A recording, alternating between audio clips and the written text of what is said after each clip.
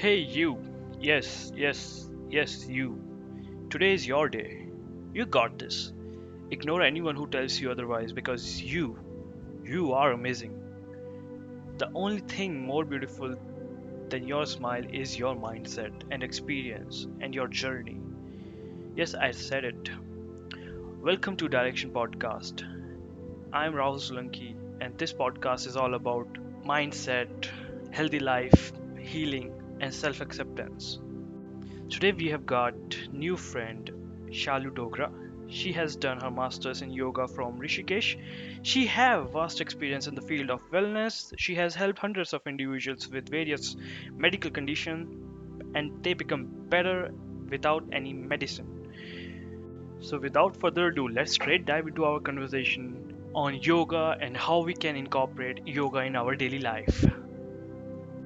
First of all, I would like to thank you, Shalu, because you are doing such a great job in promoting yoga, in facilitating yoga and meditation. And thank you so much for joining us. Thank you for having me. So I want to know how's lockdown treating you? How's everything going on in lockdown for you? Okay, so the lockdown hasn't been too, honestly, too difficult as yet because we've been doing online classes, and the day goes by with all the classes. Earlier, I used to have online classes for all the clients abroad, but now we have for everybody, and so it's a matter of perspective, of course. I mean, if we want, then we can find our stability even during lockdown, and I've been practicing that. So far, so good. Absolutely, I agree. So you might have heard one myth about yoga is that person needs to be flexible in order to perform yoga. Absolutely bang on question, Rahul. I must say, a lot of people say that to me, and my only answer is that if you want to increase your strength, what do you do? Can you answer that for me? I guess practice. Exactly. So, if we want to increase our strength, we do strength training. And if we want to increase our flexibility, we can go towards yoga. Yoga is, of course, far beyond flexibility. I must also add over here. It's not just about flexibility, it takes in all the elements of fitness, and flexibility is one part of yoga. So anybody who thinks that they have less flexibility and cannot do yoga, that is a complete myth. There are many other aspects to yoga, and yes, we build upon flexibility as well. Awesome. Oh, I forgot to mention that she also does workshop and retreats at various institutions. She also has her own studio in DLF1 Gurgaon. And she is a published author. Her first book is on meditation called Everywhere. Do check out. I will mention the links in the description and believe me, you would love it. Shalu, talk about your journey as a yogacharya, how you started, and what are your learnings. All right. So usually, journey in yoga starts with the physical and moves on to the mental. For me, it was exactly the opposite. I did my first formal meditation, long back around in '93, and it was such a beautiful experience that I felt that I need to share this with everybody. It was so beautiful and so deep that I thought, if this is all that is required, you just need yourself to feel this way, then everybody should know this. But as life would have it, I went in another direction for a few years, and then later I realized that I can still do my masters in yoga, and I did that later on in life. But I have been doing my workshops with international masters and also in Rishikesh, mainly Iyengar yoga. So I did a lot of asana practice later. So you can say about 10 to 15 years back, I started with asana practice. But the meditation happened about 25 plus years back, almost 30 years. And so that's how, it was an organic shift towards yoga. And so I started with wellness coaching, which includes all of nutrition planning and, of course, yoga, fitness, basically helping everybody get over their limitations in terms of health and on their way to well being. True, and that's what I like about it. What is the minimum expertise level is required to perform or practice yoga? Oh, not at all. Yoga is meant for everybody. There's a saying, in fact, in yoga that anybody who's old or young or fat or thin or any kind of a human being can really get into yoga. The only person who can't really do is the lazy person.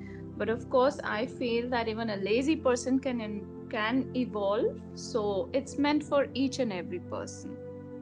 It's a beautiful philosophy to get attracted to because it embodies the mind, the body, and the soul. And in fact, it does not differentiate between the mind and the body and takes you as one whole being.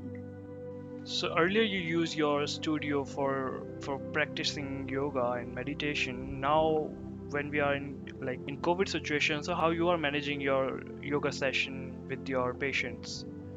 So, Rahul, what I have an online platform in terms of Zoom or FaceTime or Google Duo, and all I really Yeah. need is the person. I need to see the person clearly, and for the person to hear me clearly.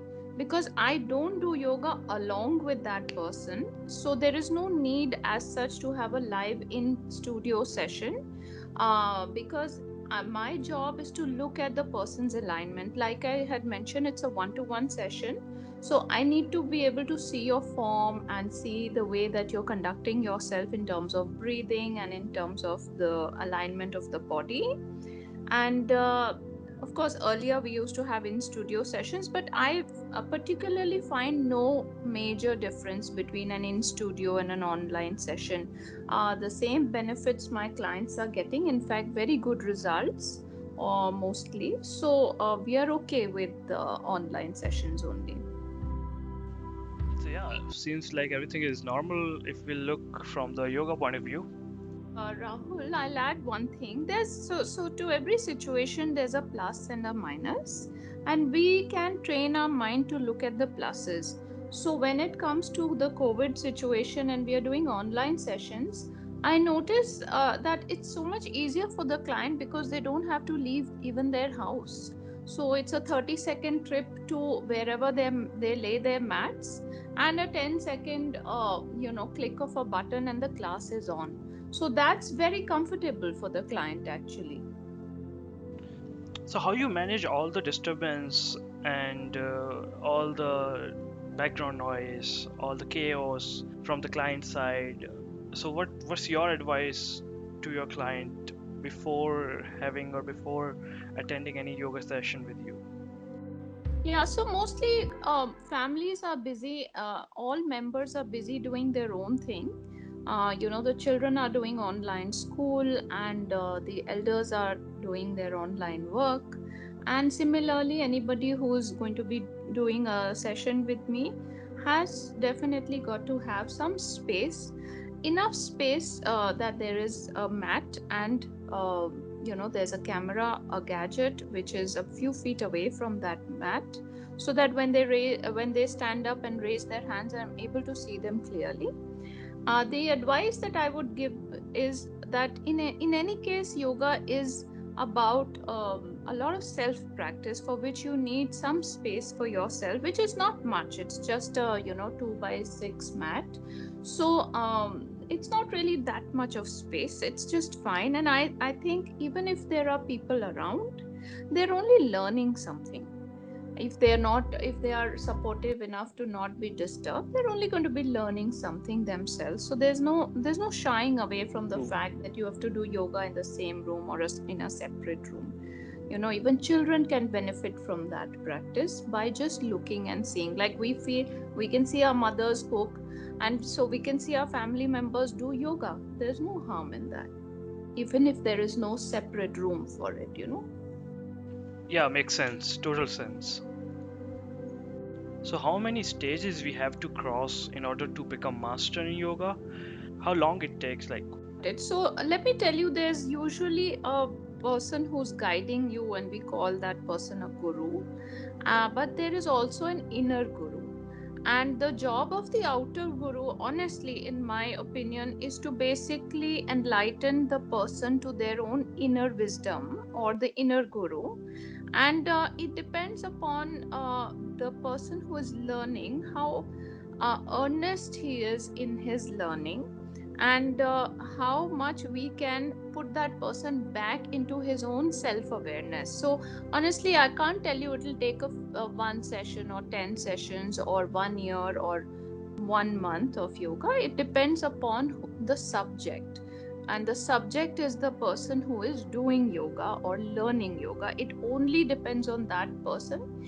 If he has a good listening capacity and is, emptied out, as so to speak, in their cup, then there is a lot that person can absorb and understand, that it is actually, so the way the yoga asanas are also designed is that it's very progressive by nature.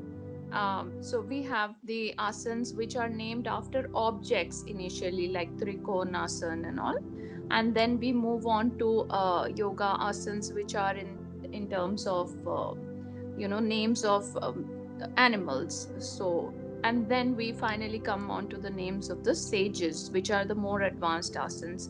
So for a good yoga teacher, it's imperative that the person who's learning is put back to his own self, rather than to the dhyan is reverted back to that person itself. And that's why I believe in one-to-one sessions, because everybody's body and mind is unique, and there's a better chance of that person uh, retreating within himself or herself, and understanding that their own they have that inner wisdom to practice yoga.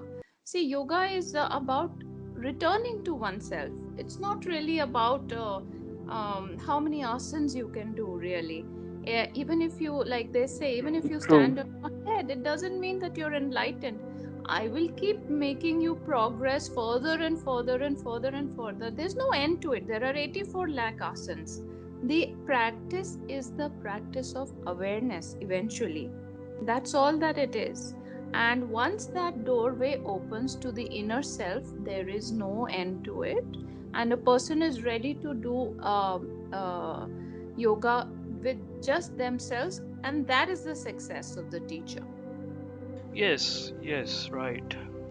So nobody talk about meditation in very detailed manner, and like people think meditation is so simple. Meditation is very easy.